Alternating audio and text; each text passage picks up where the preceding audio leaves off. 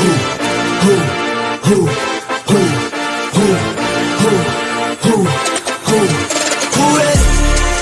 We ready. Who ready? We ready. Who ready? Who?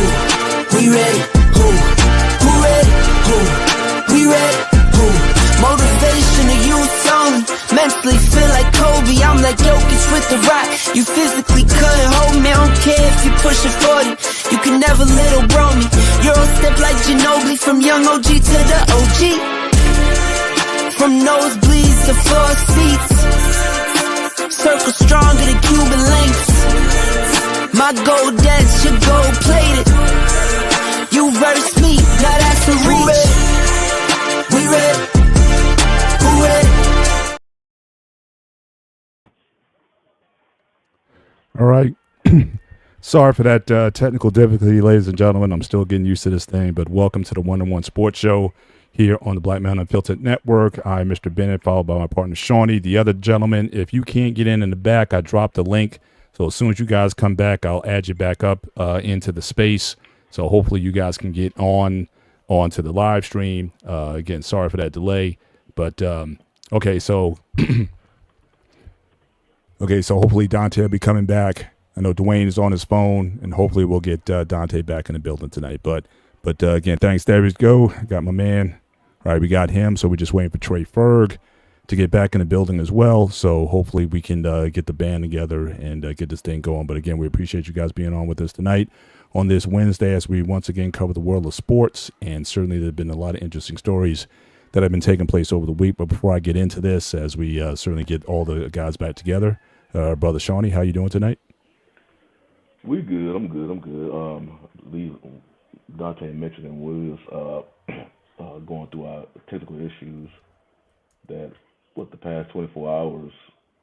Well, we didn't get locally a tornado up here by the house, but we did get like high winds. It was almost like tornado-like conditions, but instead of circular winds, it was straight line winds. But yeah, so yesterday was real windy and all that, but today was calmer, and so everything is good with that. So other than that, it's same old for the most part. Gotcha. Dante, how you doing, sir? I'm doing good. It was real close situations where, as a man, I woke up. It was that alarm, and I was just like, it's not too close. She looked at the phone. She was like, no, it's pretty close. So we had to wake all the kids up, go downstairs, and just kind of throw that schedule off a little bit. But they took it like champs. And now when I drove them to school, I saw that like one neighbor had his trampoline on like the back of his, the outside of his house, and he's gonna have to, and a lot of roof shingles everywhere. So, because I want to say it kind of passed right over us over to the next city, and so, thank God it didn't get us. I didn't hear too many people that had like a lot of other than just house damage, but not like any injuries or anything like that, which is the best thing. So, and then of course today was like a regular day. Just those winds are still pretty high. I hear you. Coach Berg, how you doing, sir? What's going on in your area? How's the weather? I'm okay. Can y'all hear me? Yes, sir. Loud and clear. Yeah. I mean, we got a little Passover storm turned into a little snow sleep, but it ain't too much. The roads will probably be good in a couple of days. So just a spring transition, man. Y'all make sure y'all protect yourself. Dante, man, I'm glad you're all right, man. Your family's okay, man. So, I appreciate y'all, man. Y'all stay safe, man. Indeed. All right. Well, let's get into this thing. So, so obviously have a lot of things that are going on in the NBA, and I can think of no two more knowledgeable gentlemen, more intimately known with the subject. So we've had disaster in Dallas. So everybody last month, we all know about the blockbuster trade that sent Luka to the Lakers, which in one aspect, Dante, I'm sure, is pretty happy about. But ever since the trade, it's just been a pox on Dallas. I mean, both AD and, other Lively and all these guys are hurt. And then the worst thing that could have happened a couple days ago, you got Kyrie. Hurts, I think, his ACL. Tears his ACL. and he's out for the season. And I know there has been a lot of consternation in Dallas. I know you had fans protesting the trade, and just fans just trying to get over that.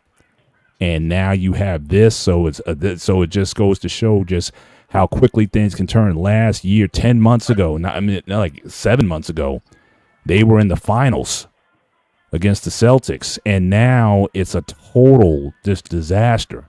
So I don't know if this GM, if anyone's name's going to be on the chopping block, it's going to be his. But you guys, since you guys are more intimately involved with the situation, give us the pulse. What's going on in Dallas? What's Dallas radio saying at this time? What's the fan base saying at this time? And I can't see it going any worse. This is probably the worst thing I've seen ever happen to a professional sports franchise, where so much has gone on in such a short period of time. So you guys, I'll give it to Shawnee, Dante. You guys can just take it away and definitely let us know what's going on. It has have people taking the pill down there or what? I don't know, but it's pretty bad. Anger is the first thing. That comes to mind.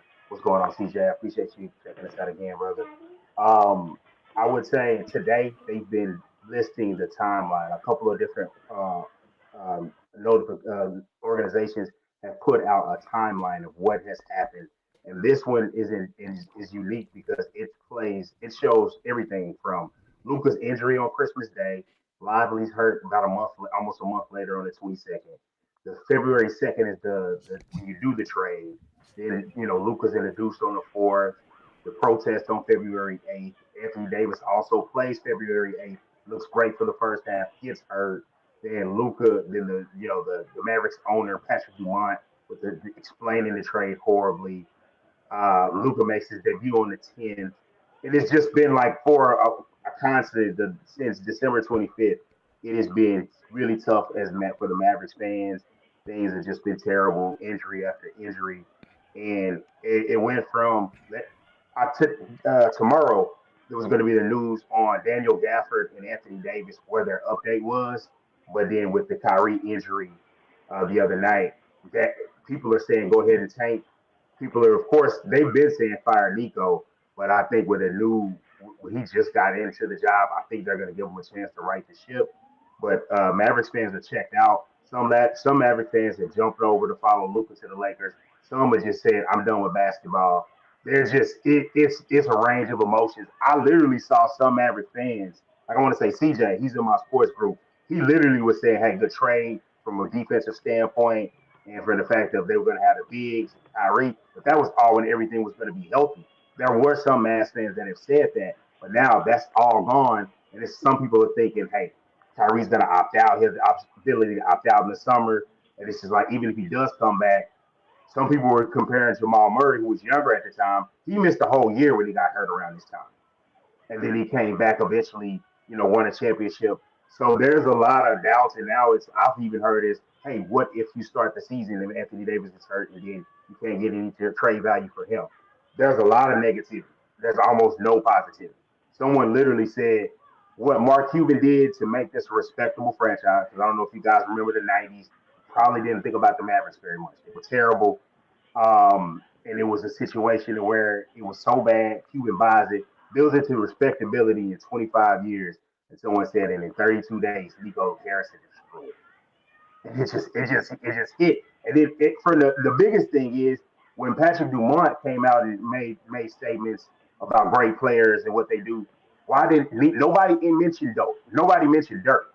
And Dirk even went to the Luka preview game in Los Angeles to support him, and he's still connected to the Mavericks as an ambassador.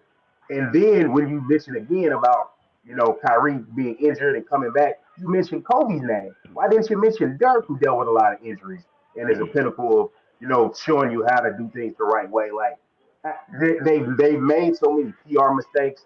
Those PR mistakes are almost as worse as trading a generational player like Luka. And the fan base is just frustrated with it. It's just every day you wake up and it's something worse. And then coming off from not being to other sports and not being positive about the Cowboys, it's kind of like Cowboys hiring. Well, some feel is a frustrated about the coach. They forgot all about that, and all the frustration and the ire is all on the Mavericks organization, and it's just I haven't seen anything like this. This is it's crazy. Yeah. And then on my side, I'm happy. And then I never get my first day in the office. Somebody said, "Man, brave choice with that cup," and I was like, "That's the only time I've ever had animosity about me being a Lakers fan." And I looked at him and I kind of Mhm. smirked and laughed, and I was like, "That's funny." But it's like I feel for him. I know so many Mavericks fans. I feel for him, and it's just like Nico.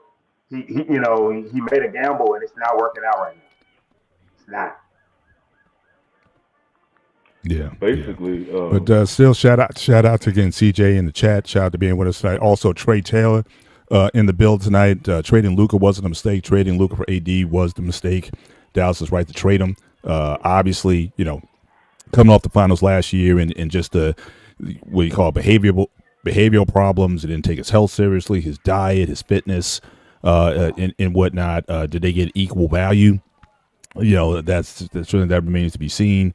But obviously, with everything going on, it's certainly, like I said, it couldn't have been a worse outcome. So, Shawnee, what have you been hearing in your neck of the woods, and how's it? It's this basically a similar story to Dante's. well, basically, when I look at Trey's comment about trading Luca was a mistake, basically, what trade happened about a month ago. Yeah. They still the Mavs still haven't really come up with a reason why they traded, like, as far as a good enough reason. I know initially fans was like, okay, if you want to trade Luca, you should have got better in return, especially if you remember what the Knicks got in return for Mikal Bridges. They got Davis, but Davis is always like lightning in a bottle as far as his injuries. It can happen at any given moment. But still, the Mavs still haven't really given a reason why they traded Luca. I mean, the only thing you hear people in reports be bringing up about Luca's conditioning, Luca's basically kind of negative shots at Luca to try to fulfill the reason for the trade. And then when you think about when you hear all that, it's still like, okay, but this even with all that, this dude still led y'all to an NBA Finals last year. So that stuff don't. You talking about something that just don't weigh. Yeah. I don't care what this dude is really doing. I mean, okay, he wasn't at the peak of NBA condition. Obviously they weren't held up if he was on the Heat, but whatever condition he was in, he led you to an NBA Finals. And he is, compared to Davis, that's really the only person you can really compare to. They got other pieces, but he's 5 years, 6 years younger than Davis. So you got a whole franchise player, on your squad. So now you just call Leslie. The fans didn't, even before the injury to Kyrie, the fans were still not letting their foot off the neck of Nico Harrison. You still heard it in the radio. They still was talking about that this was a bad trade. Hell, they was going just yesterday. They was going down the list of all these other professional, semi-pro teams that you would rather take their GM over Nico. So they still haven't accepted the trade yet. They never did since it happened. I heard something, I think it was on First Take, they were doing something about what fan base has been the most blindsided or something like that. And the only one they was able to relate to was the Cavaliers and Cleveland. But then they were saying, even though that's when LeBron left and go to Miami, but even then, you still kind of had maybe a feeling, and LeBron was a GM. I mean, not a GM, free agent. Mhm. This was, they ultimately said this one was worse because it was a complete, just blindside trade. Like I say, when we talked about it, we was basically damn near about to go to bed. It was right before midnight. We was about to go to bed. Well, here locally, some people was asleep. Luca was asleep. Luca was asleep. And then we woke up and he was traded. It was like, oh, hold on. People thought they spammed Sean's account. Somebody done hacked it. So yeah, I think this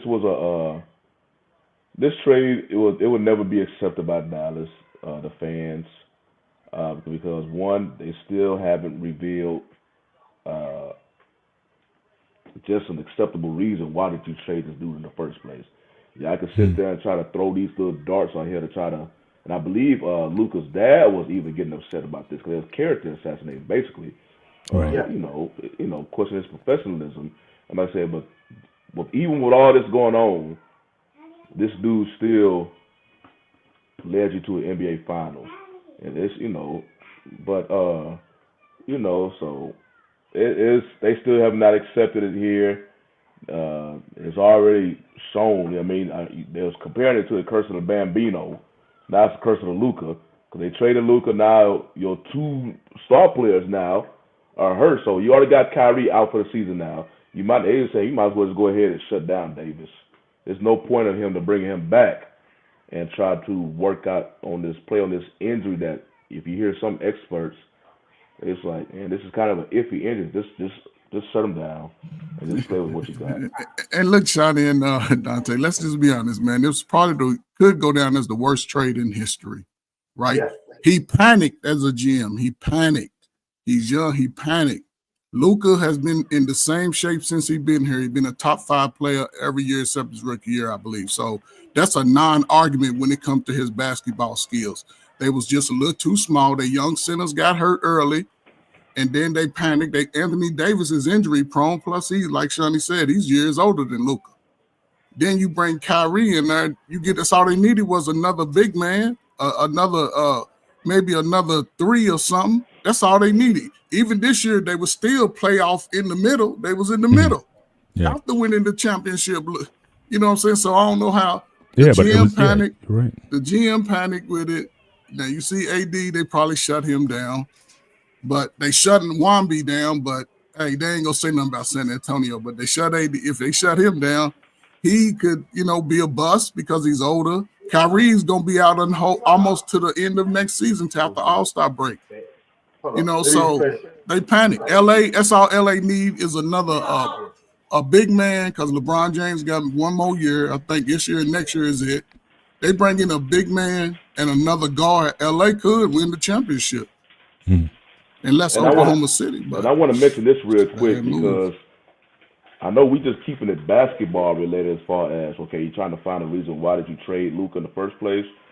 But they do have some conspiracy because with these, now and for whatever reason, it never. I guess I never paid attention to it. I forgot that they no longer call them owners no more. They call them governors. Yeah, governors. I was like, who's this governor? But yeah, basically right now with the new owners, basically they wanted to add a casino to the arena. It got declined by Dallas. So they thinking they did this out of spite because they tickets. Yeah, they say, okay, you don't. Yeah, that's another thing. I mean, It was stupid. That was stupid. They're still looking to go ahead with that. They got mad because they didn't want to do with the casino. They got Dallas, maybe even the state of Texas shut that down. So they traded. They believe they traded Luka, and you remember everybody kept asking for their refund. And when it was all said and done, I believe the Mavs refunded like over $30 million. So, question: is gambling or casinos, is that legal in Texas now? No, you got to go to it's Oklahoma. not legal in the Adelson family. The Miriam Adelson, she is a big Republican, a big GOP donor. Yeah, sure. She's trying to shift it, but it's tabled until like the next session. So she's trying to pump the money into it. But I want to go away from that conspiracy theory to, I think this is going to go down next to as you guys know, the frozen envelope, Patrick Ewing. This is going to go next to in that elm of stuff because if this ends up the way I think it could turn out, to where this pumps life back into the Lakers, to where it's just like, boom, you get the Lakers and Celtics back at it because they got Tatum and Brown and all the tools and resources they have. And then you got Luka and whoever else you end up getting. Right now, just Luka and LeBron. This could be looked at as you foolishly gave a team that everybody notoriously is hard on the Lakers in deals. You let them take a first round pick off to get Anthony Davis because you wanted them that bad, and it's just like you said, it's them. They have been mansplaining this damn trade since it happened, and none of it's been good. Leaking stuff out, and from everything to Luka was drinking Arnold Palmer out of the cooler instead of Gatorade, and that story came out, and that was before when Cuban was still there, and they Yeah. switched it out. It just hasn't been good, and I'm with you, Trey. As far as hey, you don't trade them to a star team, and then the whole thing. I'm confused with some people say there's no way nobody didn't know. There's executives saying they did know. I don't think there's no way in hell people knew and it didn't get to Luka's agent. There's no way that happened. So somebody's lying. There's a truth of element of it was those two GMs, even though it came out that, and I don't know if this is PR, they just trying to make up for it. They did offer straight up Anthony Edwards for Luka and Wembanyama for Luka. Straight up trades. And both Right. teams turned it down. So Gotcha, somebody's lying somewhere. Gotcha. Before we go on, just want to acknowledge Brother C.J. Wilkins. Thank you for the $5 super chat. The injuries are helping Dallas evaluate next year's roster and get better draft positioning. Luka was a defensive liability and wasn't worth the max. So I know that was certainly we talked about that earlier in the year. Also, was he worth that supermax deal? Obviously, Luka still lost some money, over $100 million plus. By not taking that supermax deal. So, again, a lot of this stuff's going to be evaluated, but, will Dallas tank try to get, I don't know who's coming out, who's like the big player. And even still, I mean, they were talking about a week ago that, LA and because the game they had was relatively competitive and you were looking to get Lively and AD back. So Dallas was slated certainly to be in the mix come playoff time and maybe have a rematch with the Lakers. So, as far as them trying to tank it, it would, I don't know if there's too many teams at the bottom of the league where you're going to be able to catch them to get that, to get into that lottery to try to get that number one pick. But one thing I want to say about Shawnee, you talked about the worst shock to fans ever was this move. I could think of one that probably beats it, and Coach, you probably remember this, 1984, when the Baltimore Colts in the middle of the night moved out of Baltimore to Indianapolis in the middle of the night. They actually showed the trucks moving out. So that was probably the biggest fan shock of all time there. They got out of Dodge. All the fans kind of went through something similar. Yeah, Houston did the same thing. Exactly. So those were certainly some shocking shocking trade moves. But I want to move on from here. Again, we can chop this up certainly for some time. But I want to, speaking of the Lakers, yes, sir. Go ahead. No, I just wanted to say, then, just to the Lakers' point, since the trade with Luka, they've moved up to the number 4 spot. So, Absolutely. Number two seed right now. Who, the Lakers? They number 4 in the West. I mean, number 2. That's why I got it on my thing there. They moved up to number 2.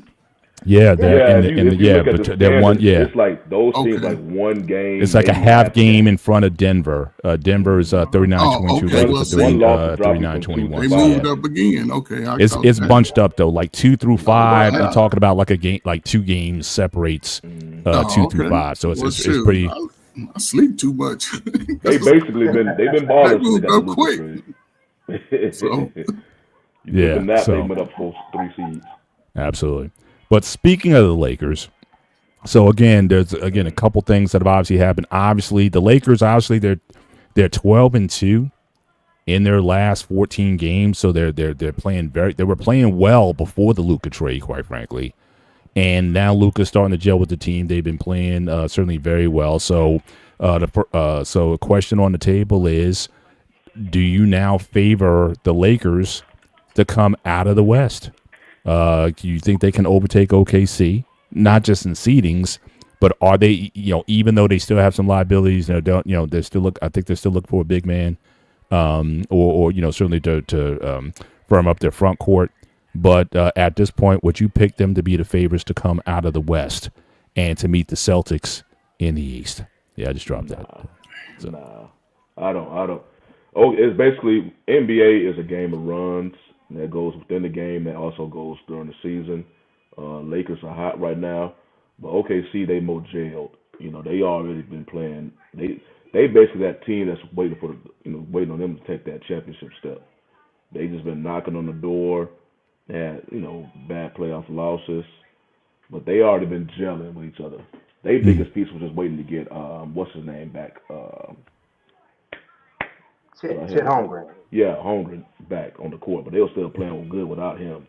Mm. So right now, OKC is a team to beat in the West, and pretty much I want to say the team to beat in the whole NBA.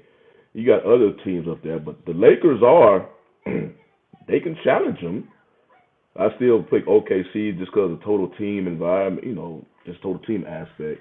I think some of the Lakers players, you already know Luca and LeBron gonna do it, but when you look at the rest of the roster, OKC has the better roster. But yeah, they are definitely as we were saying, they moved up to the number 2 seed. Like I say, those like the 2 through 5 seeds with the 2 games between all of them, maybe game and a half. So they may be just you may just see themselves bouncing back and forth between those, you know, 4 seeds, 2 through 5. But other than that, man, they've been playing good. But yeah, OKC, even though they played my Rockets recently and Shea had 50, but my Rockets that game they didn't. It was kind of a we was missing so much of our players, but they still a very good team. They play defense. They can play fast. Shea can get you in the mid range. They just have scoring capability all over. So right now, yeah, I still have OKC coming out the West just because they are a complete team. Even though the Lakers have been playing better defense, it almost feels like a ticking time bomb in a way. You're like, okay, when Mm. this defense is because they wasn't doing this at first. Now maybe offensively, I think Redick is doing a great job with them offensively, getting them in the schemes and whatnot. That trade for Williams was supposed to be the defensive, you know, stopper for them, but then that didn't work. So now they have to depend on their current players. You already know Luca, he's not the best defender, so it's just like okay, when that defensive shoe will slip. Mm. You're just waiting for something to slip with the Lakers, more especially defensively. OKC, they're a well-oiled machine. So they just OKC. People don't watch them. People don't really pay attention to them because they definitely not in the major market. So, but if you watch that team play, you like, nah, you like, nah, Lakers, nah, y'all not on this team level yet. Mm. All right, Shawnee. Obviously, I mean Dante. You're obviously the number one Laker fan here, so I almost know what you're gonna say. But yeah, go ahead. So are they the favorites now? The betting favorites to come out of the West? Can they overcome OKC or any other team in the West at this point? Do you put them as the front runners? I don't put them as the front runners as the betting favorite, but what I will say is look at every team in the West. Look at every team in the West and say, okay, you have Shea Gilgeous-Alexander, and then you have all the other guys. OKC is known for being able to lock you up, get stops. That's really effective come playoff time. Then you go and you look at Denver. It was just one game, but like I felt when the trade was made, and I was talking to people online, and I've seen people have found that tweet and have been liking it. I said, okay, you got Jokic. Luka's gonna knock him out. They're gonna even each other out because as we saw Luka with the assist, because I want to say Gilbert Arenas on his pod was like, look, hey, what's the difference? Even my friend said, what's the difference? And he was giving them 32 and 15. Yeah, but those assists, he's only giving you a few assists. Luka's giving you 8 assists, and they're moving the basketball. So it's just like, and he's such a threat. He became such a threat. They were blitzing him in that game, and then AD doesn't get blitzed. Maybe he gets double, he gets his 32, but you got two excellent passers, and your LeBron has basically been regular, kind of put to the hey, you're the number 2 option now. So you're the number 2 option come playoff time. So it's LeBron and Luka, or you stop both of them. Austin Reeves is a guy that can give you 20 points. You got, and then my thing is, to what Trey was saying in the comments, the defense has really changed around by another shout out to Rob Pelinka, the trade that he made for Dorian Finney-Smith. Getting a guy that's a dog that, yeah, he's going to average 6 points and a few rebounds, it's not just about the stats, what you do to get deflections and the energy of the rest of the team. Luka had multiple games with multiple steals, so the defensive effort is there. LeBron gets the rest a little bit. He gets to give more effort. Yes, as a big man, it is tough that they don't have a big, but a lot of teams play smaller leagues. When you look at the game, let's be real. Hardenstein for the Thunder, he's gonna get played off the floor. Chet Holmgren he may be out to be able on the floor, but you're only gonna play with the one big. If you play with multiple bigs, probably gonna get your eyes shot out. So it's just like OKC, but as things currently stand, you're not gonna see OKC into the West Finals. I do see the Lakers can at least win a round, and then when it gets to round two, it depends on matchups. But the Rockets are young. I see them going out early.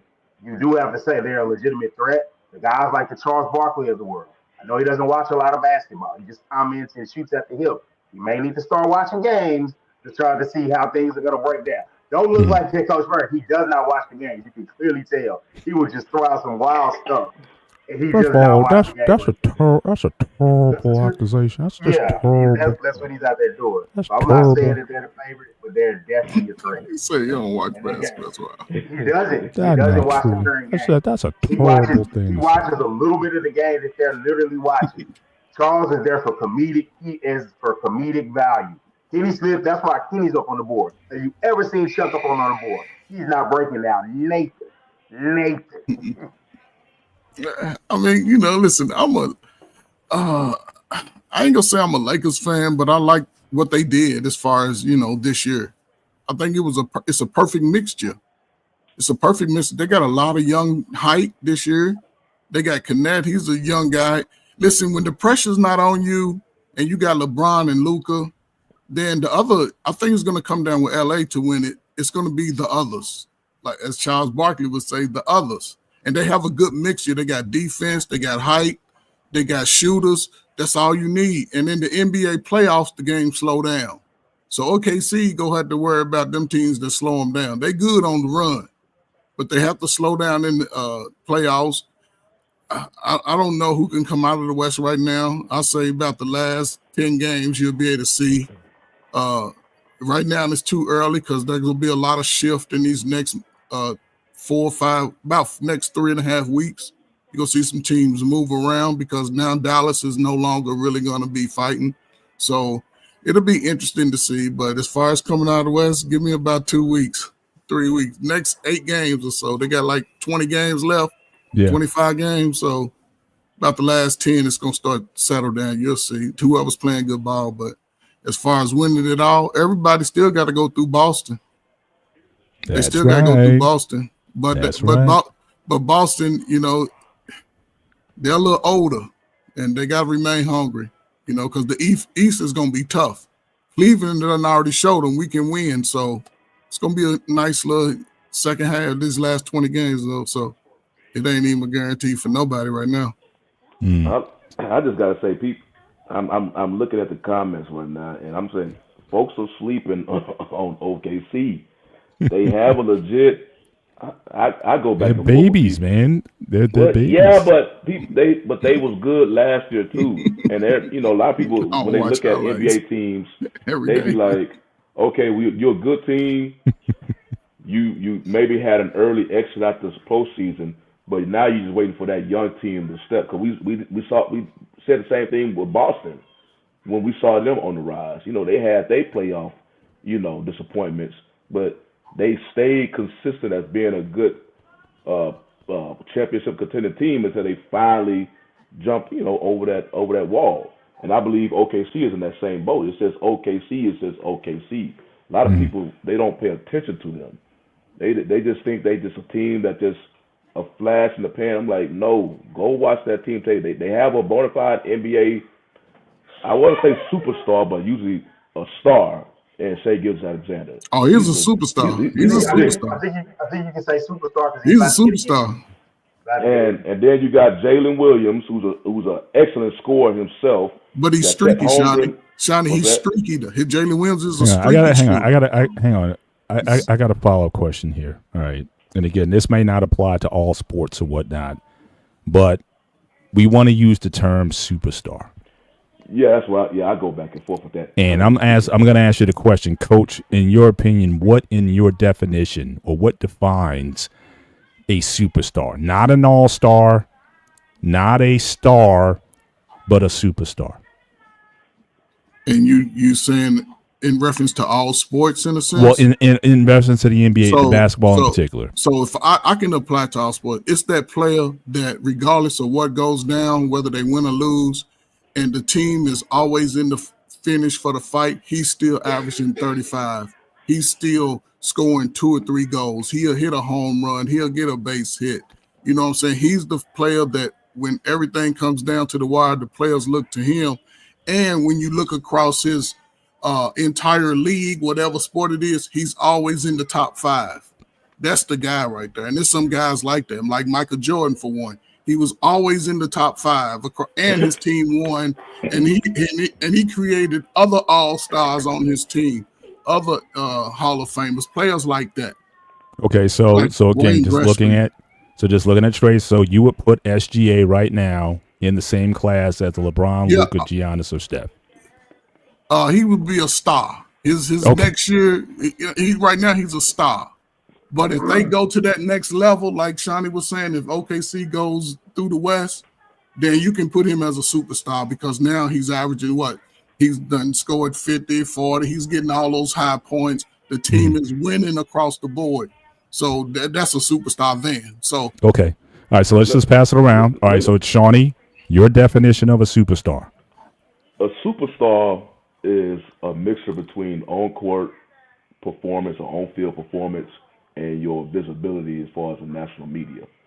Superstar, only basketball fans pretty much know how SGA looks like. So that's why when I was making my previous point, I was kind of hesitant to say superstar. He's a star. He's a star player, but not a superstar.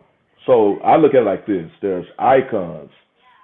Michael Jordan, LeBron is basically an icon now. I think Steph, he's crossed over to that icon. Then there's superstars. Superstars are basically, they are, people come through the turnstiles to basically watch this player. I don't think SGA is there yet because a lot of people just don't recognize him. Yeah, you got people still don't believe in OKC. They're not really familiar with him. And so people come to the games just really to watch that player. And then they get the commercials. You see SGA on commercials. And you can literally just, they are recognizable to the average fan. The average fan will recognize a superstar. They may not recognize a star. Basketball fans recognize stars. So it's like it's icon, superstar, star, and then you go down to like R-star level and whatnot. But I think SGA is a star just because in the world of basketball, his skill set is one of the best players in the NBA. But when you talk about superstar, and generally superstars win titles. Because a lot of times, in your respective sport, a player's name magnifies in the playoffs. And if they can stay in that playoff, magnifying glass, that's when their stardom will just start to grow. So there's been players who have been superstars who haven't won championships, but that's because they've been so dominant in their respective sports, their visibility was always out there, so it became marketable. People still want to watch that player, and their face, they're recognizable as far as the sports public and the general public. But so that's what I look at superstars. It's a combination between on-court, on-field performance, and your visibility with the national media, fan base, and whatnot. That's the thing, like with college basketball. Many people don't know how them boys look like. You have to literally be a college basketball lifer to understand just the names of some of these dudes. So that is like a totally different, Caitlin Clark, she crossed over as superstardom. She didn't win no title, but she was so recognizable by people outside the even regular fans, the general fans, they recognize Caitlin Clark. So she damn near almost iconic right now the way she's been growing. But that is a superstar. SGA, he's just not there yet. He's not. Man. He's not there Dante. yet, but I will say this about superstardom. And Trey, I think you got to hear me out on this one. There is an element of superstardom that has to do with marketing. Like a lot of it is marketing. It's now this might be SGA's fault. Probably shouldn't have signed with Converse as your shoe brand.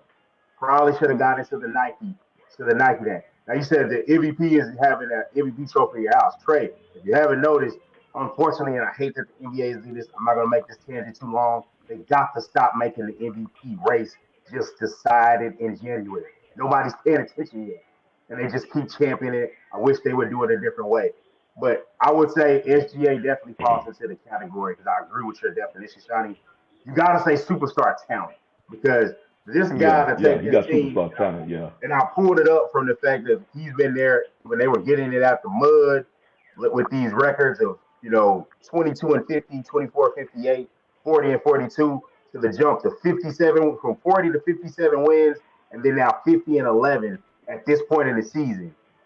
That is a guy that, and no other. You have an all star in Jalen Williams.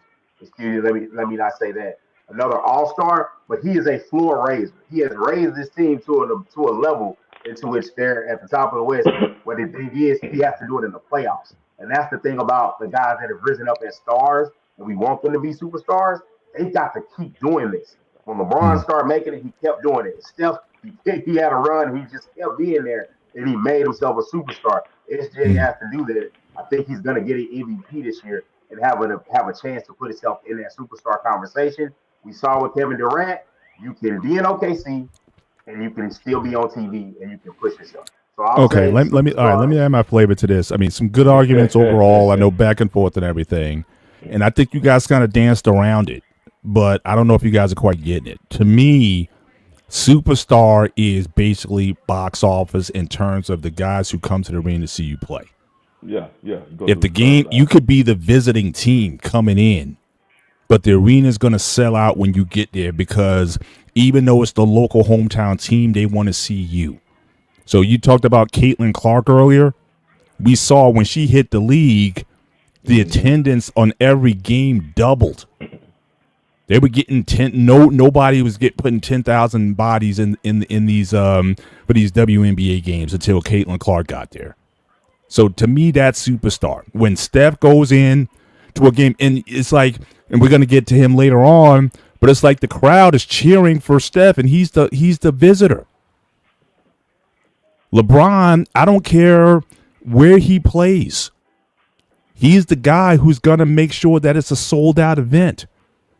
So I think superstar has to not only just be about how good a player you are, because Tim Duncan, in my view, was never a superstar.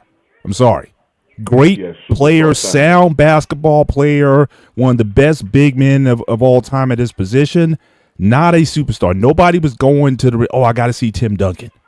He had the most excellent, boring game of all time. Used the backboard like no other player I ever saw play ever. He was not a superstar. So I think that element of not marketable. I don't even care if you got commercials, because even if SGA's got commercials, I don't know if SGA is coming to the guard, it's like, oh, I got to go see SGA. I don't get that vibe from him, at least not as of yet. Now, again, if they get to the finals, and if they, certainly if he gets an MVP or wins a championship, then they may come with him. But I think superstar is way overused, and I think it's for those guys. Even back in the day, people sold out to see Jordan, Magic, Bird. Those were superstars. So again, if you flip, literally, you getting 10,000 people a night in your home building, and a visiting team comes in and you sell out, that's superstardom. You have to affect the bottom line of the franchise in order to gather that kind of attention, in my view. So talent, to me, even talent is not enough, in my view. But we on the same by boat. every definition, there's only two players in the NBA that fit the description, and that's like you said, the term is overused because Jokic, as good as he is, people ain't going to go see Jokic, which is yeah, tough. Jokic. No one's coming out saying, "Oh, I got to see Jokic is coming to the Garden. I got." No one's saying that. Like you He has said, Dante, he we can doesn't say have an superstar entertaining talent. game. He's like a bumblebee out there. I still can't see how a guy that big can be that nimble or whatever. But I mean, you see how he runs. He doesn't even look fast when he runs. He just limbers around, but he just What- gets he what you gets got? What you buckets. got, Coach? He gets buckets. See, that's y'all fans kill me, man. Listen, man. That's the big talk of players that are deemed the star of the team, superstar, right? If you go to an arena, people are coming in from all over to see the star of the team, right? So the star of the team is bringing seats in. That's why Not every star. Like I said, I don't think people are I'm filling talking arenas about- to see you. Listen, fellas, you can only put 5 or 6 stars in the NBA right now. You can only put 5. You take a one starting 5 and put them in each position. I agree. And when those players move around, they bring in buckets and butts to the seats. Yeah, That's what the And players. there's only a few guys who. And Kobe was a superstar. But Everybody yes, came to see Kobe. but here's the I don't know thing. about. As they won, it's not like you're not there automatically because the NBA is about merit, what you win and win championships, right? Now, Tim Duncan, he wasn't a starter. Like, I don't know. I just look at it, for me, the superstar for the fan, and you go sign autographs and all that. Tim Duncan wasn't that tight, but everywhere he went, he sold out arenas everywhere he went because he was winning, and he wasn't. Tim Duncan? Hang on. Who? San Antonio was bringing. I don't think. People was coming to see. I don't know. Correct me if I'm wrong. I don't recall They was coming to see the superstar. Tim Duncan was a super. See, I'm looking at superstar in the game as far as in the taking pictures and hanging out. Yeah, that's boring. But as far as a game, you talking about top players in the league. Man, they bringing people out to come see them if they coming in town. So, Coach, I don't know. I go back a while. I don't recall. Speaking in the realm of their respective sports, like in the right. realm. What we saying about superstar is that. But even with, let's just use the young lady out of Iowa. Now let's just say her game go away. She ain't gonna fill no seats. But those players, to me, they are consistent. They're consistent in coming in, making an impact, and just still playing at the highest level. I see what you're saying. I see what you're saying, though. Coach. I agree with what I understand what you're saying, but I see what Mr. Bennett is saying. What Mr. Bennett is saying, that's been laid out for what a superstar is basically my whole life. Is that you got to see that person, and I can say amongst my life, just my experiences with the players, there's only a few guys you're going to go see. I want to say, well, Mike Jones, or even watch. Like, for example, like NBA, like ESPN, they have an NBA game. They got the East Coast and they got a West Coast game or whatever. Like when the Warriors would come on when they were in their championship run, they'd be coming on in East Coast like 11 o'clock. Guess what? Yeah. The ratings for those games were high on the East Coast, even though those games were ending like at 1 o'clock in the morning, because people wanted to see the Warriors and Steph Curry. Yes, so I'm saying, so is OKC, is who is watching on the West Coast, so 11 p.m. Eastern Standard Time, who's staying up, knowing you got to go to work in the morning, who is staying up to watch SGA? That's the thing. I don't know, man. I'm just saying, but their fans are just like any other team's fans. They're fans, but they're in OKC. That's a local game. I'm saying you playing on the West Coast.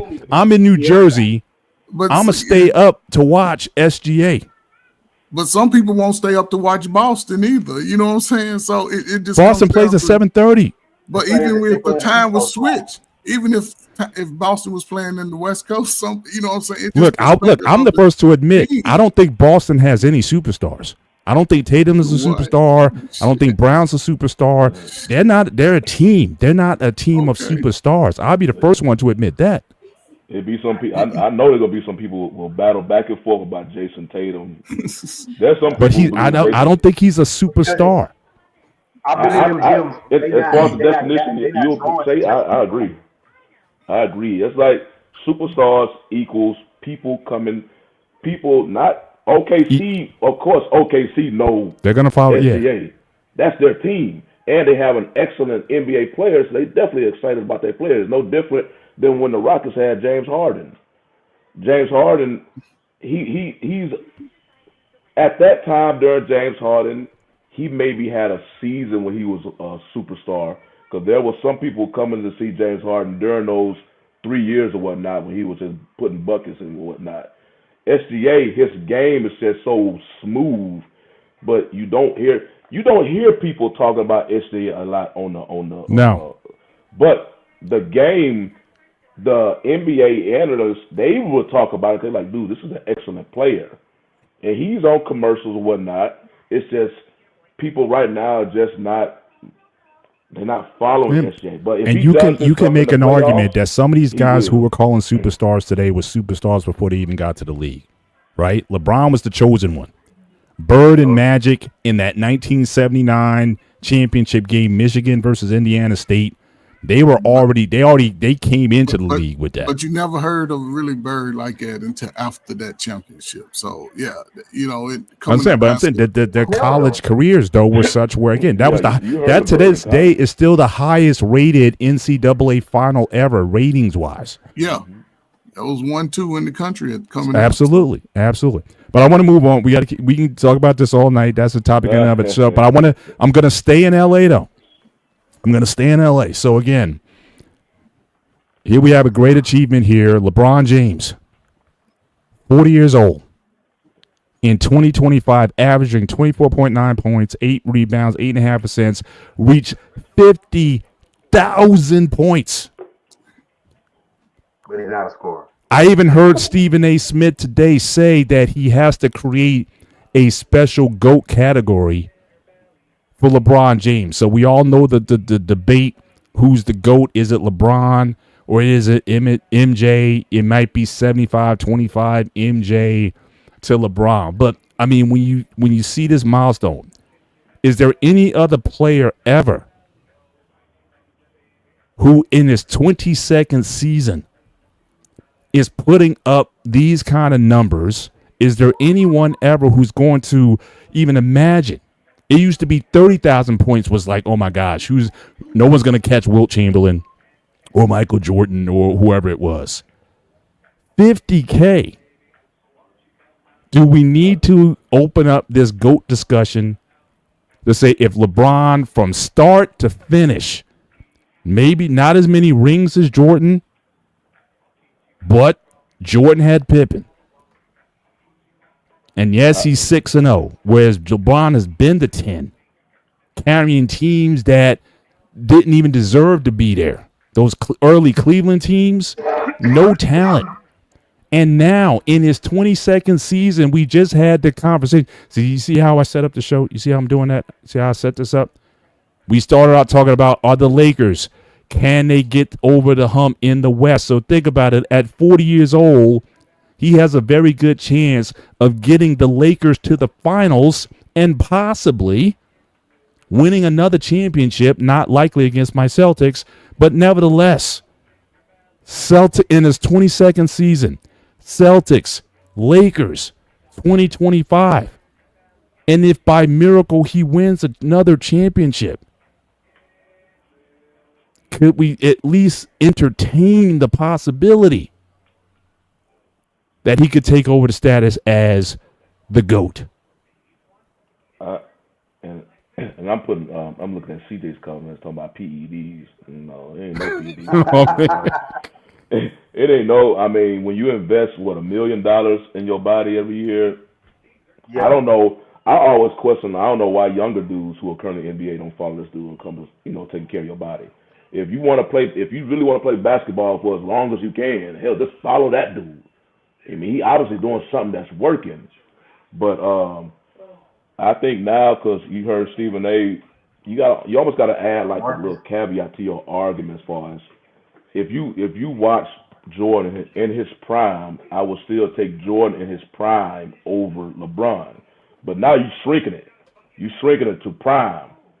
But now you can't as far as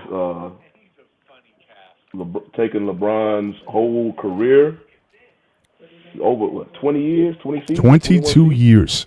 Dude, you can't. I mean, and right now you can literally look at LeBron like, dude, you playing like one of the top two NBA players right now. The way you playing, It's like I don't. At age 40, dude, I don't really know. I know people always say like records are meant to be broken. I don't. In today's NBA, in today's society, I just don't see an NBA player who can dedicate themselves for that long. A lot of NBA players now they all about making as much money as they can. Bodies are breaking down more and more. They, I don't really know. That's a long time to stay committed to the craft. Mhm. And I, And in we this already today's, got guys. You had Ant Man who already said he does not want to be the face of the NBA. yeah, and So and nobody that got wants that heat anymore either. So again, raising CJ's question. After LeBron and Steph leave, who's the best 3 or 4 players in the NBA for the next 10 years? Who's going to replace Shoot. these guys? I would and I say think it with could be Tatum. I would say Jason Tatum could be one. SGA, possibly Donovan Mitchell if they went out strong. As far as big man, I don't know, man. The Joker, I don't know. Lively, it's hard to say. If Ant don't want it, because it seems like he's backing out of it. Because last year he was well, all for it. This well, year, so I think with Ant, even if he wanted, he right said now, he don't. currently, So right now with Ant, that dude got some personal yeah, he stuff got some going issues. on Off the that, court stuff yeah, is that can kind of, even if been he up was every seeking time. that space, he But may the public probably don't want they don't want no part of him right now. he, But Nah, yeah, I seen he sisters falling was into the on him tough bullshit. on Twitter. It was Mm. on Now it he's was on him tough on Twitter. he's falling into the BS. He gonna mess himself up. So he needs to yeah, just chill the yeah, hell out. Yeah. yeah. All right, but Dante, so on this GOAT question here, with these I mean, I would say this: he might be the greatest athlete of all time. Given that no athlete in any other sport that I know of has maintained sustained greatness. Maybe Tom Brady, winning a Super Bowl over 40, That's but it. there's very few any athlete, boxers, football players, baseball players who in their 20s, and I know you had like Willie Stargell with the Pirates in 79, 40, pops hitting the home runs and stuff. I know you got certain guys who've had some longevity, but George again, and you've Foreman, had, yeah, George Foreman. shout out to George, but again, he wasn't sustained greatness. After he lost to Ali, he had to have his wilderness moment. He came back, and he Hey, wasn't like he was still in all the fights after that. But I'm saying sustained greatness at the top. LeBron has never really had a drop off, and I can't think of any other athlete in any other sport, car racing, auto racing, in any take your sport, to have Yeah, this level of sustained greatness for a career of 20, let alone 5 years. We don't see that. 10 years, we rarely see that. Over And 20. so, so Dante, I mean, do we have to at least change our definition? I mean, Jordan had a great run, but again, take Jordan Scottie had Pippen out of that run. Where's MJ? Does he even get to a well. finals without Scottie Pippen? The one thing I say with that is I don't because we had this on the show a long time ago. What Jordan did it's going to be hard to top that. And in his eyes, the mistakes and things LeBron has done, that people aren't going to look at it the same. But my thing is, I look at the record in the finals and I see it and I'll be like, hey, that's cool that it's tough that he lost those. Some of those you can say, hey man, that was some real tough things. He could have played better. But the fact that he was just able to just reign and as an individual go from Miami to Cleveland and just have those finals appearances. Like you can book it. You're going to just win this conference and dominate it. That's an amazing feat and a way to still do it. To be honest, when he came, I'm thinking when he comes to the Lakers, he's gonna come. We got a small window, then he's going to fall off. I did not think he was still going to be going at this point. That was the only criticism I had of the move is maybe he might get old, but I was like, oh well, we're going all chips in. We'll win the ring. We'll do what Cleveland did and Miami did. We'll figure it out later. But for him to do this, I'm with him. I don't agree with Stephen A. Smith a lot. We have to take some type of category to be like, look, as far as longevity of sustained greatness, we gotta look at this and be like, hey, this is unique. Some people, in some people's eyes, they'll never do it. That's why I don't debate it. Like I heard many people say, hey, it's greater to me the fact that you can have Jordan for the 30 points a game and for this certain point and did that. And I feel like, hey, I feel you if that's what you feel. It does need to be recognized and respected that this man is still doing it. Like Henry Perkins said it best. Hey man, we came in the league at the same time. I'm in my second career. We on the same AAU team. And the thing is, Perk, he been having a suit on for a long time. And LeBron is still dominating. So it's crazy to see it. I'm looking at it. Yeah, it's like he's lost athleticism, but it's still a lot in there. And it's amazing. You gotta say hats off to him. And to see him in a playoff series with someone else, it's gonna be a sight to see. I put it like this, because he's 40 years old right now. Like I said, he's 40 years old right now, playing like a top 5 NBA player in the league. This dude can literally be 45 years old, and he may still be playing like a top 15 player in the league. And like the stuff that he's doing right now, like you said, Mr. Ben, we have not seen this before. I haven't. Coach, I cannot. If you think, well, Coach, real quick, I think the last 40-year-old that we had in the league was who? Udonis Haslem? Yeah, again, bench. And he was just sitting on the bench. He was just sitting on the bench. Yeah.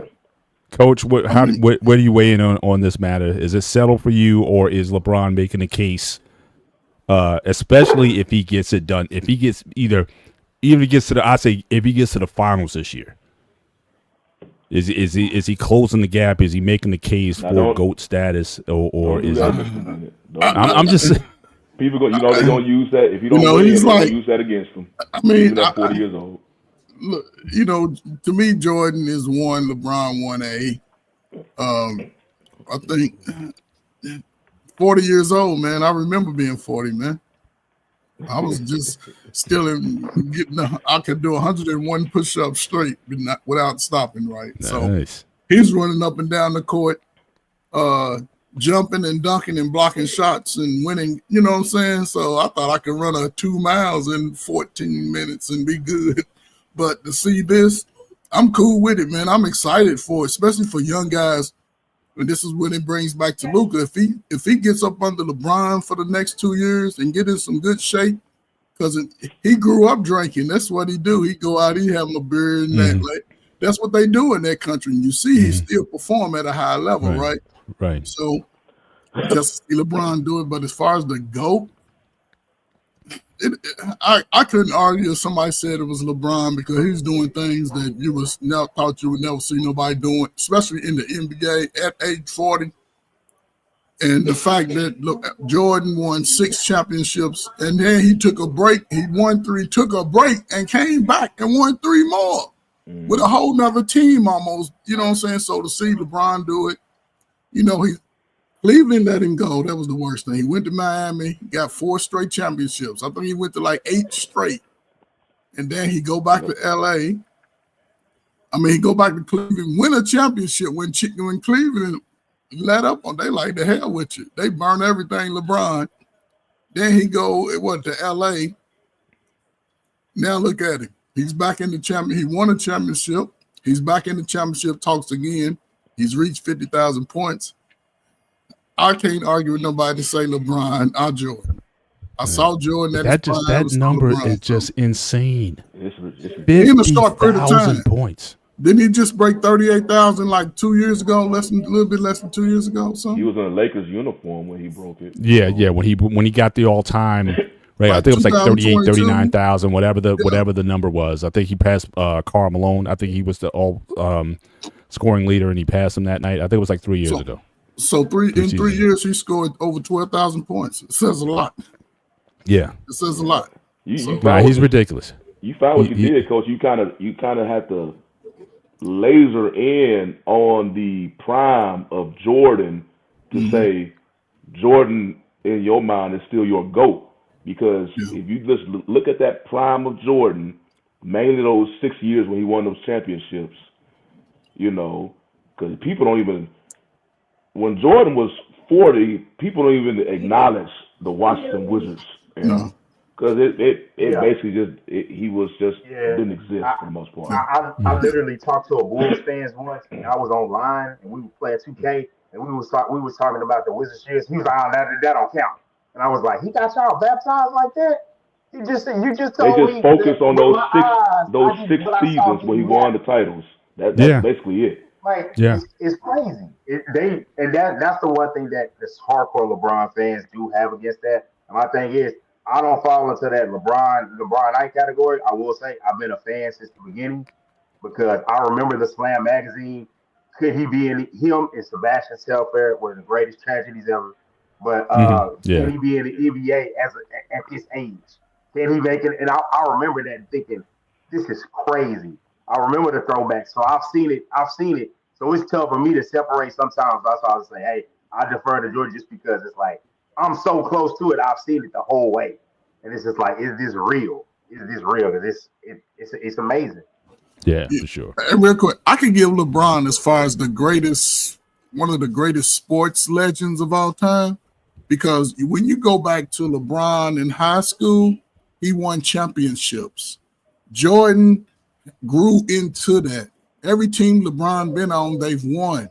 He's motivated a lot of play. You know what I'm saying? He's the star of the team, but he's always won.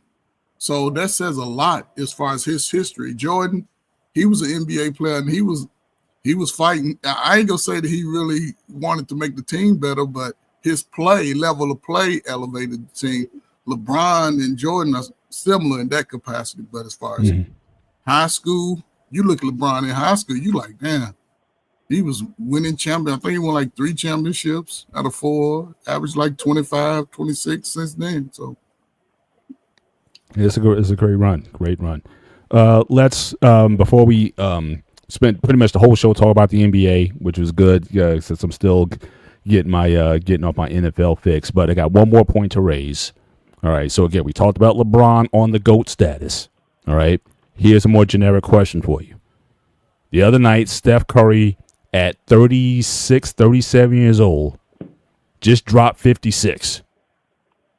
Where do you put Steph Curry on? Not obviously, I don't think anyone's going to call him Mount Rushmore, but top 10, top 5. Where do you put Curry in terms of the greatest players of all time? In my view, I think he may creep himself into the top 10.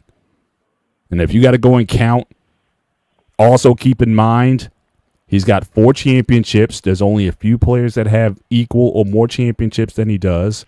And he has 2 MVPs and a gold medal.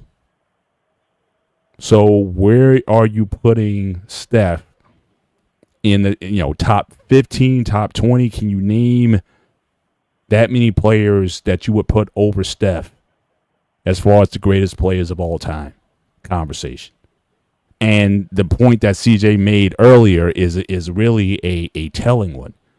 Because once LeBron steps off the stage within a year or two, Steph is probably going to step off the stage in a year or two. And don't sleep on Golden State. They're in the 6th seed right now. So they don't have, because initially they were talking about they may have to play in the play-in.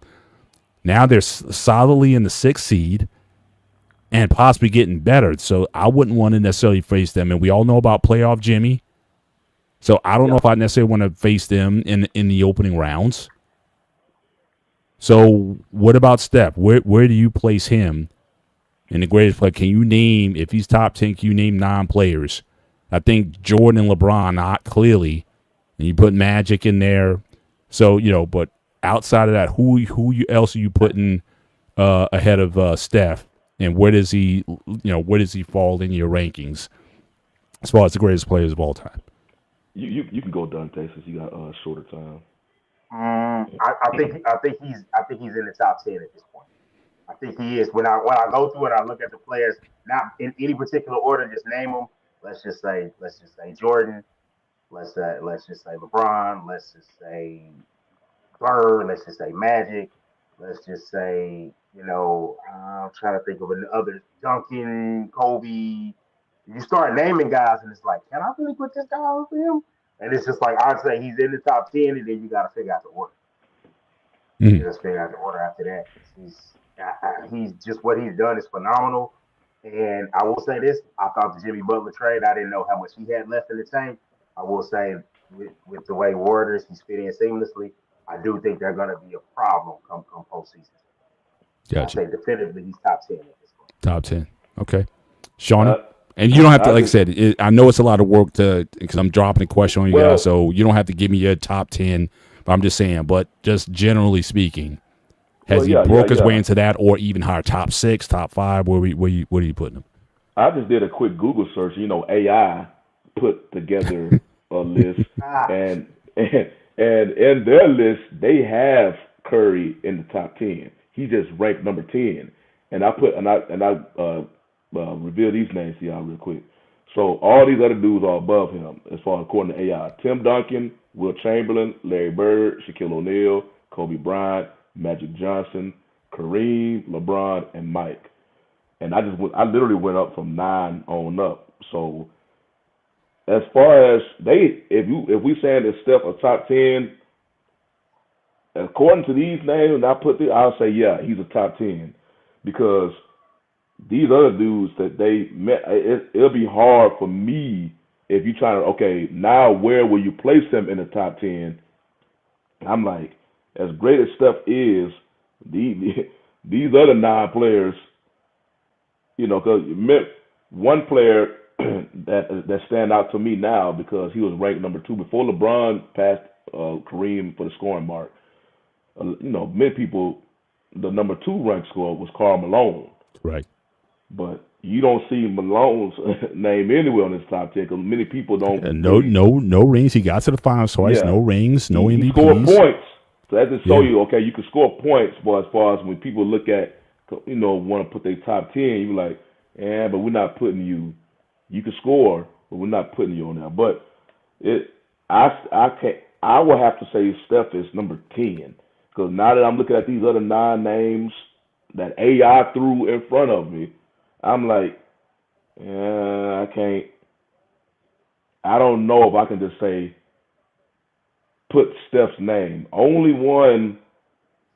Hell, there may be a crowd out there that will kick me out the house that I can put his name, can swap. Is Larry Bird, and I'm like, I can't even really say that. So I think he's a top 10. The rest is debatable based on, it's real subjective based on the individual. But I think Steph is a top 10 because as much as we just finished talking about LeBron, we've seen other great shooters, but what makes Steph so different, he is so lethal with the shot, and he can bust you down with the dribble before getting the shot off. Usually a great shooter was a catch and shoot person. But nah, Steph say he put you on an island and embarrass you in a heartbeat, and then he can shoot over you. So yeah, he definitely a top 10 to me. Coach, you on mute, Coach? I mean, I put him in as far as the greatest shooter. I give him that hands down because his accuracy is, beyond measures, especially his distance. As far as top 20, he'd be in the 15. He'd be in the top 50 players if I had to put him in there. He'd be in the top 50.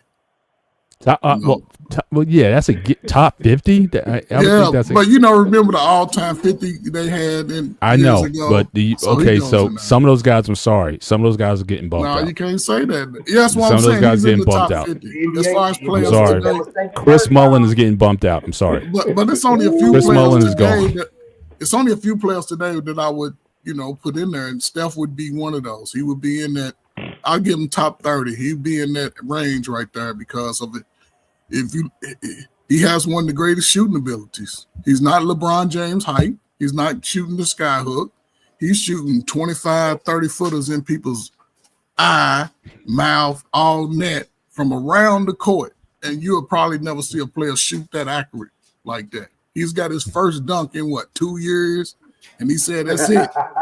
Steph said, that's it. He ain't dunking no more. And he's putting up 56 too many guys dunking points. at 37. in his what is this, his 12th year or something? 10, 12, 13, 14 year? I don't know. That's his 16th season. So, see what I'm saying? So, yeah, salute to Steph, man. He's one of the greatest shooters ever. We ain't going to see nobody shooting the ball like that for a long time. Those players don't have that type of skill set. They just throwing that little ugly jump shot upper, and that shit don't go in. Yeah, absolutely. Yeah, I don't mind putting him in the top 10. The only guy, if I was going to have an argument with anybody, I may say Tim Duncan. Again, I know how fundamentally sound he was, and he was obviously pivotal to those championships that they won. But Steph, I think, revolutionized the game. And I again, you had a whole generation. We talk about superstar. Steph was a superstar, but my man from San Antonio was not. Nobody was, again, very boring stuff. Again, fundamental.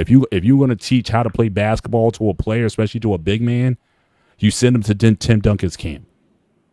Well, if you want to talk about, you had all these kids.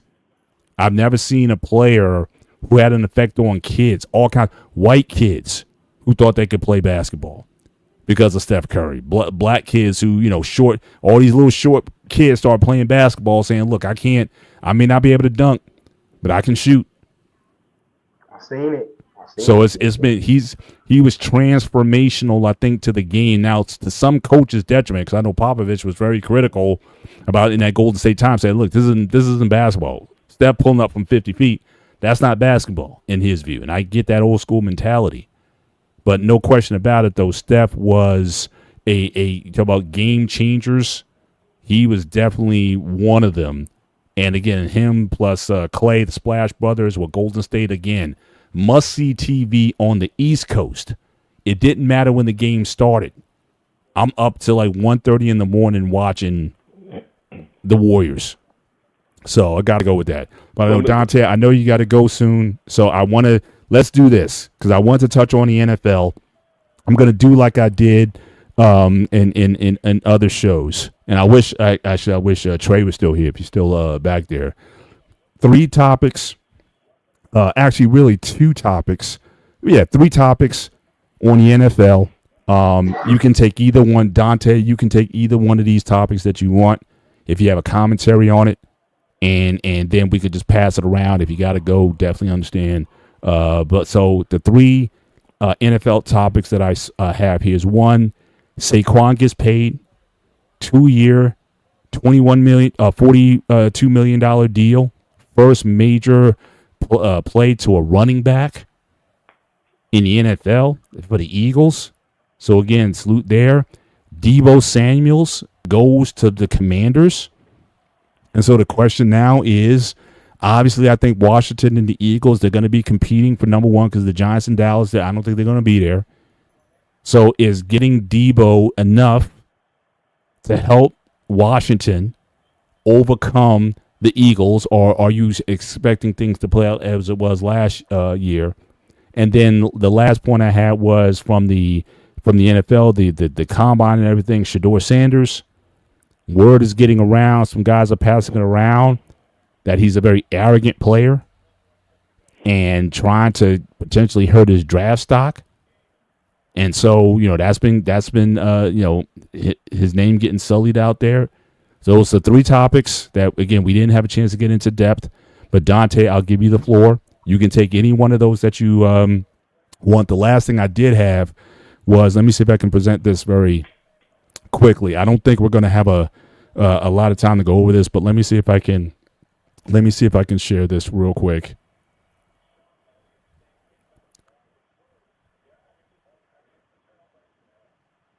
Now, so hopefully you guys can see this. Let me just blow this up a little bit. So we have the NFL. Actually, it's getting smaller. Blow it up. So I'm just going to, yeah, okay, so I'm going to have to just leave it here. Okay, so again, NFL 2026 class, finalists coming up for, I wanted to talk about this a little bit. Maybe we can save this for the next show, but talking about who's likely from this list of players who are in their first year of eligibility for the NFL Hall of Fame. Maybe we can lead with the show next week. We can add this combo. So I'll just prime everybody for this conversation now, but we'll talk about who do you think is most likely to get into the Hall from this list of 2026 finalists. But with that, Shawnee, you can take the conversation again wherever you want with those topics. So you got Saquon. Dante. Yeah, I'm sorry, Dante. Yeah. So you got the Saquon, you got Debo, you got Shador. Any one of those that you want to tackle in the time that you have left? I'll tackle the Debo one, and I'll tackle what it is. I think that it's the start of what Washington needs to do. My thing is, I don't feel that he has that much left in the tank. But when you're a team that's flush with cap space, quarterback on a rookie deal, you be aggressive. You go get a play like that. You let Cliff Kingsbury put him in the offense and integrate for him. You got your guy that's the real receiver that's making the plays. I always like to say he's a running back masquerading out as a receiver, but you get the ball in his hands, he makes plays, keep him healthy.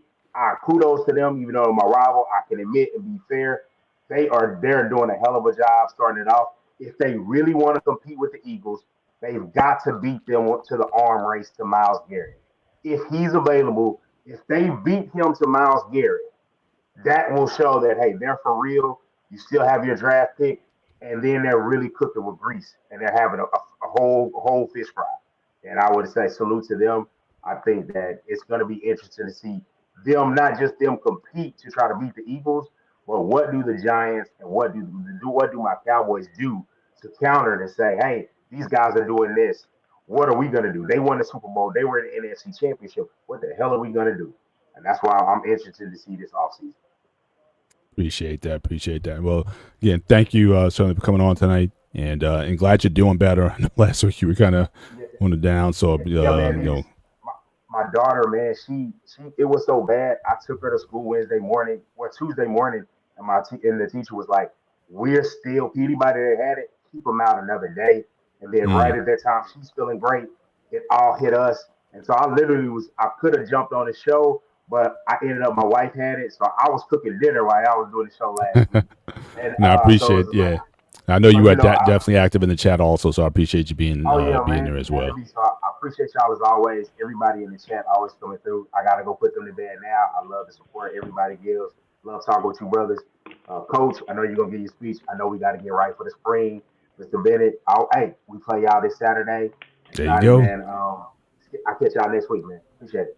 Appreciate you. Man. All right. You have a good one. All right, Shawnee? The story I'm looking at, I would touch on the Shador, but I haven't really been keeping up too much. It's mainly, I guess, go ahead, I might as well touch on it.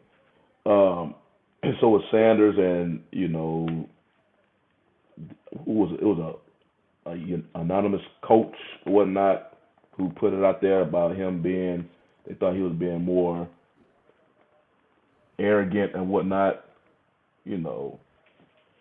and people basically trying to, what they do, it's not the first time they did this with a player. They try to do some like character darts, whatnot, and try to lower your status. They said the same thing about his dad.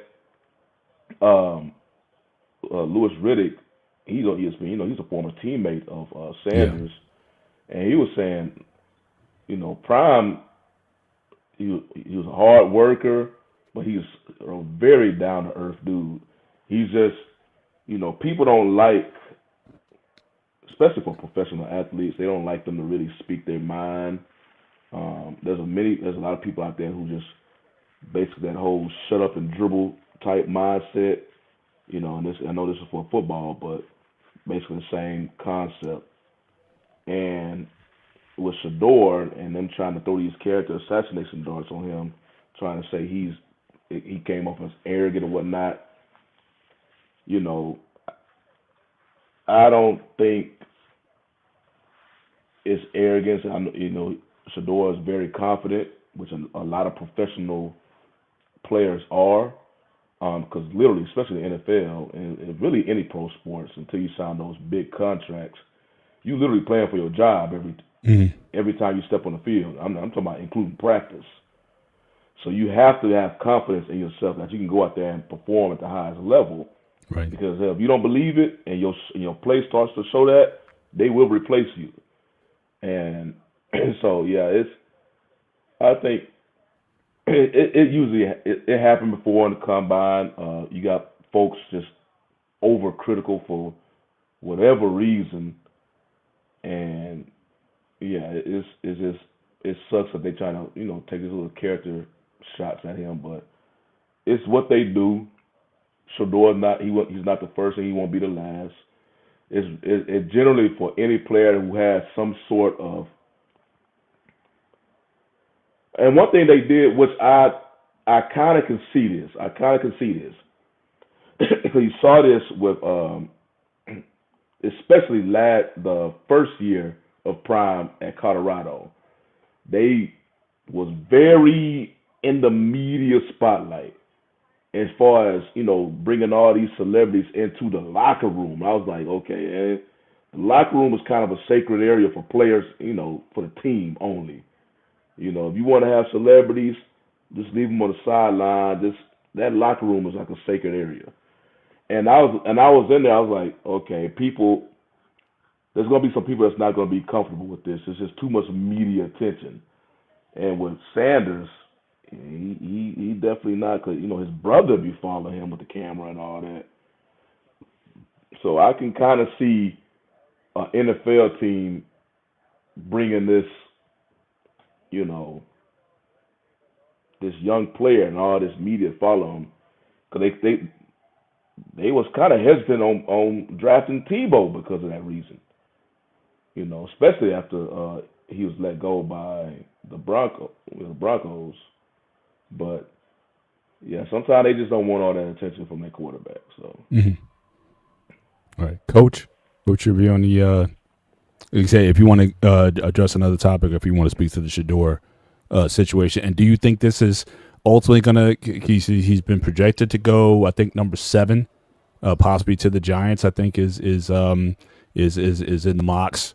So, do you think his draft stock drops? Also, given the fact that he was at the combine, didn't throw, didn't participate. Do you think this hurts his draft stock fairly, unfairly? I mean, I'm gonna speak about the running back, the true position of football. But as far as Shador, what I'm saying, it's just part of, like Shani said, man. It's just what they trying to do. He's already shown that he's a little brash on the field, flashing his watches and all of that. And the fact that he didn't throw, that's nothing wrong with that. Some of the top white quarterbacks in the history didn't throw. So, it is what it is. But I think with him knowing that this happens, just focus on football and don't let the rest worry about itself. But, salute to the running backs, man. Shit, Shaquan, get that money. All running backs get that money. I don't know how you non-football players talking about the running back, they ain't valuable. You're a damn lie. It ain't a pretty football game in the fall when that snow comes. You need a good running game. Philadelphia proved it with one addition that they needed, and that was the running back position. The man almost set a record. He was so good at what he was doing. He said, I only want to break the record like that. Don't even play me. He told him don't play. So salute to him, man. I think, it's a resurgence. Teams are going to have a little balance, more attack, make the games more interesting. So, I ain't mad, man. Everybody get their money.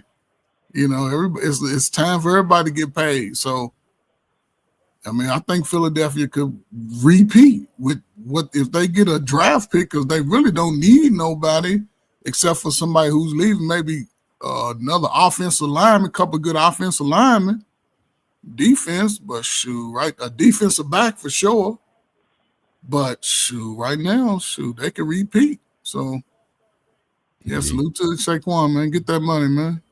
Yeah, I appreciate that too, because that's the first time I've seen a team do good by running back in a very long time. I know the last guy I know who got paid like that, I think it was that guy who played for the Rams. That Rams running back got a big contract, but he didn't flesh out. I forget his name though. Steven Jackson. Was it Steven Jackson? No, there was Marshall. There was another guy. I thought he played for the Rams. He got a big contract, but it didn't. And that was like the last time we saw. Todd Gurley. Yeah, Gurley. That was the last time. That's right. That's the last time someone got paid, and then there was like a sort of like a pushback on paying running backs, and hopefully with this deal here, it kind of sets it kind of resets the market He because was you on do your have some list free. too. What's that? Yeah, He was on on your that list that you showed as far Uh, as Hall of Fame so, class. There He you ain't go. gonna make it. He There you ain't, go. he So ain't gonna. awesome. Well, guys, we're pretty much at towards the at the end of the show. Like I said, next week we'll talk about that Hall of Fame 2026 class or the guys who are eligible for it. We can possibly get into that a little bit more, but certainly. Just my 2 cents on the Sanders thing. I mean, clearly, a lot of it has to do with Prime, and the question is, do you want as an owner, do you want, because at least the perception is if you get Shador, you get in Prime also, and when things aren't necessarily going well, do they want someone as public or as vocal as Prime? Certainly saying things, in regards to how his son's being treated. So I think that I think teams are maybe recognizing that it's a package deal to an extent. I mean, I don't know if Manning, the father, was that involved in commentary in terms of how his sons are playing and whatnot.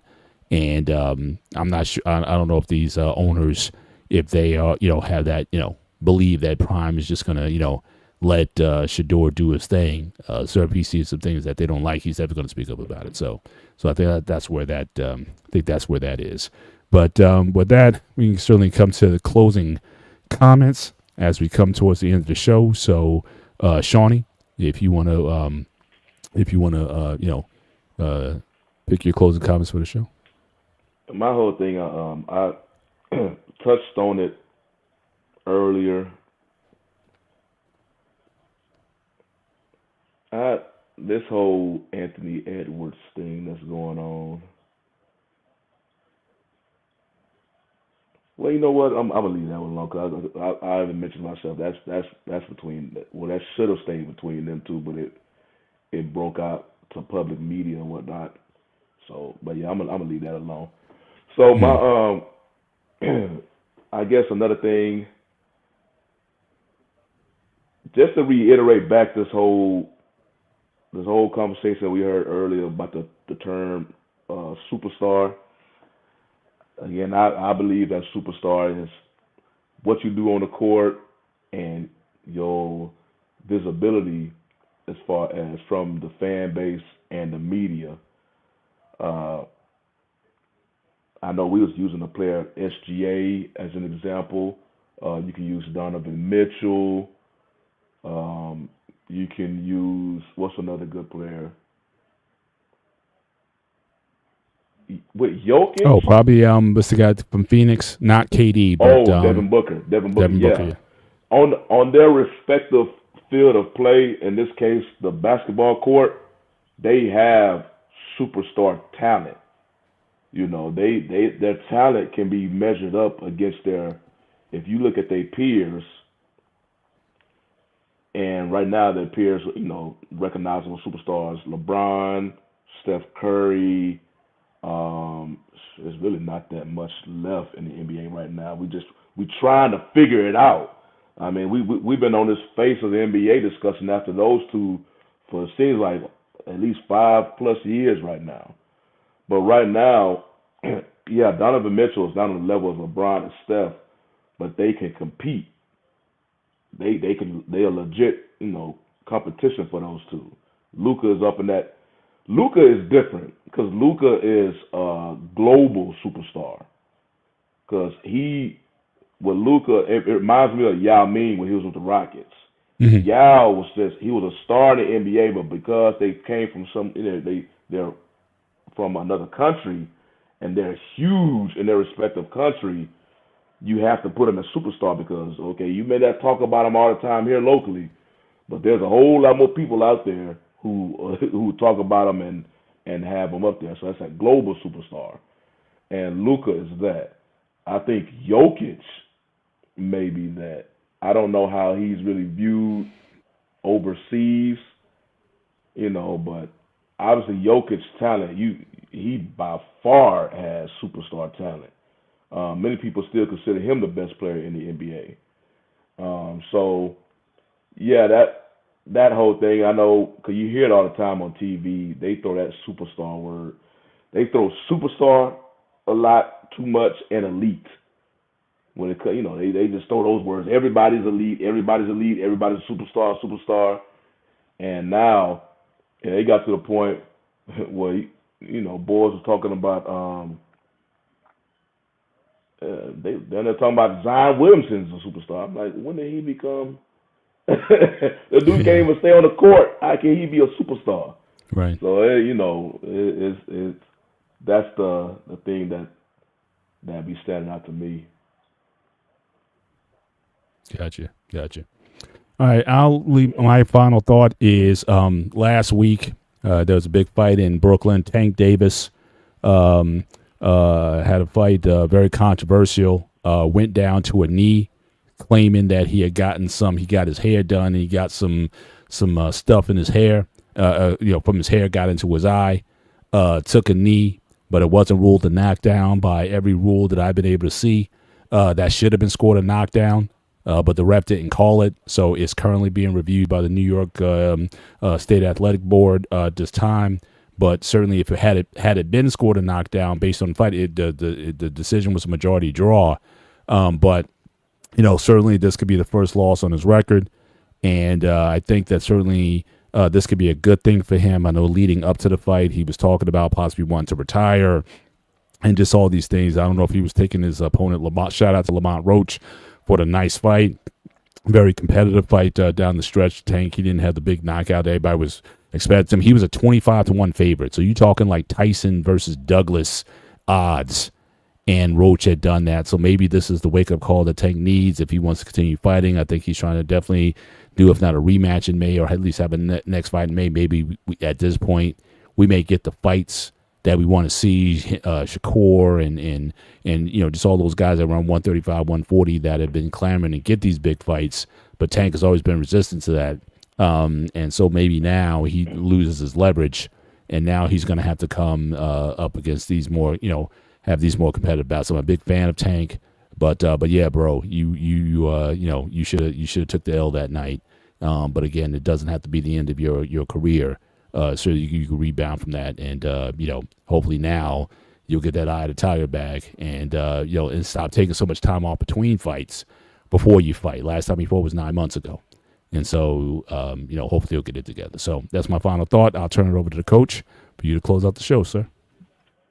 Nah, man, this is a pretty good show, man. Variety of topics, different little comments. The chat was over flaming, and I appreciate it, man. You know what I'm saying? Just, hey, man, it's a springtime, man. This is that time, man. Y'all brothers, stay in good health. Brother Bennett, man, I ain't going to try nothing that I be seeing you do on TikTok, man. I ain't going to try none of that shit, man.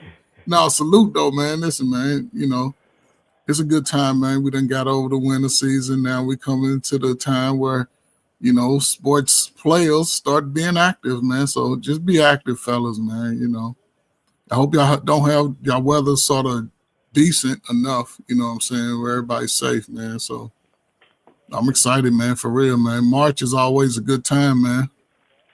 I might even go buy me a kite, man. Go fly me a kite. So, yeah, one thing man. about March for us is it's just spring here in Texas. It's nice, but the longer it goes, summer just builds up. It builds up. Them summer heat we got down here. Absolutely. Well, again, I certainly want to thank the chat. CJ, certainly you were definitely the superstar tonight. Appreciate you coming in. Thank you for the super chats that you dropped in. Thank you for always holding us down here. Appreciate it. Andre Terry, you finally came in towards the end. Yes, fly, Eagles, fly. You did the right thing. You stood by your boy Saquon Barkley. But certainly I would have liked to get your 2 cents on the Debo acquisition. And, certainly you guys will be battling it out with Washington for Command of the East. But, again, enjoy your Super Bowl season. And hopefully, once we get into, the draft and everything, we can certainly reevaluate.